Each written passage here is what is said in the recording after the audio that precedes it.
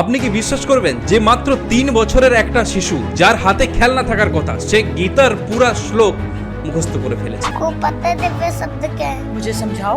हरे कृष्ण कृष्ण कृष्ण हरे हरे हरे राम राम राम। যে বয়সে শিশুরা মোবাইল গেম খেলে সে বয়সে এই শিশু বড় বড় সাধুদের জ্ঞান দিচ্ছে। আজ আমরা আপনাদের জানাবো সেই অসাধারণ শিশুর গল্প যিনি পৃথিবীকে দেখিয়ে দিলেন কি ভক্তির কোনো বয়স হয় না।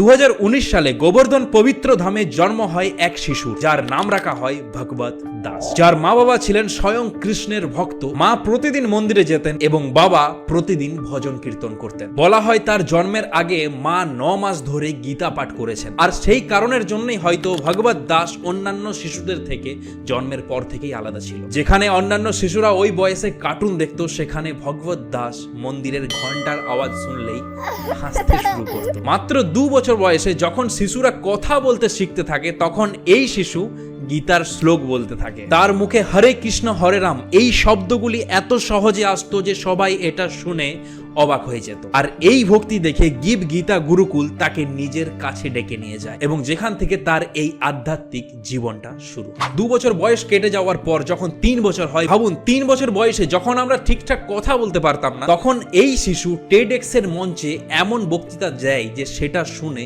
সবাই অবাক হয়ে যায়। তার No tension, no drama, only Hare Krishna, Hare Rama. প্রথম বক্তৃতায় ভগবত দাস বলেছিল কি জীবনে ভক্তি পৃথিবীর সব থেকে বড় সুখ, যেখানে উপস্থিত সবাই তাকে হাততালি দিয়ে সম্মান জানায়। কিন্তু তার আসল পরিচয় আছে ইন্ডিয়ান আইডল জুনিয়রতে। ভগবত দাস তার ভক্তি এবং গীতা শ্লোকের মাধ্যমে সবাইকে প্রভাবিত করে এবং যেটা শুনে সেই বিচারক এবং দর্শকরা সবাই অবাক হয়ে যায়। এবং এই শোয়ের পর সেই শিশুটিকে ভারতের প্রতিটা কোণে জানতে শুরু করে এবং তার বলা শ্লোকগুলি ভারতের কোনায় কোনায় ভাইরাল হতে শুরু হয়ে যায় এবং মানুষ তাকে একটি ইয়ংগেস্ট আধ্যাত্মিক আইকন হিসাবে দেখতে শুরু করে দেয়। আজ এই ভক্ত ভগবত দাসের ভিডিওগুলি ইনস্টাগ্রাম আর ফেসবুকে মানুষ লাখ লাখ দেখে। মানুষরা বলে এত ছোট বয়সে এত বড় জ্ঞান, এই শিশু সত্যি অসাধারণ। তার ভিডিওগুলো সোশ্যাল মিডিয়াতে ধীরে ধীরে ভাইরাল হতে থাকে এবং তার প্রচার ওই সময় থেকে মানুষ শুরু করে দেয়। ভগবত দাস তার ইনস্টাগ্রাম ফলোয়ারদের প্রতিদিন ভক্তি করার এবং তাদের স্বপ্ন পূরণ করার অনুপ্রাণিত করেন। এবং সবথেকে গুরুত্বপূর্ণ বিষয় যেটা সে সব সময় বলে, আসল ভক্তি আনন্দ তখনই যখন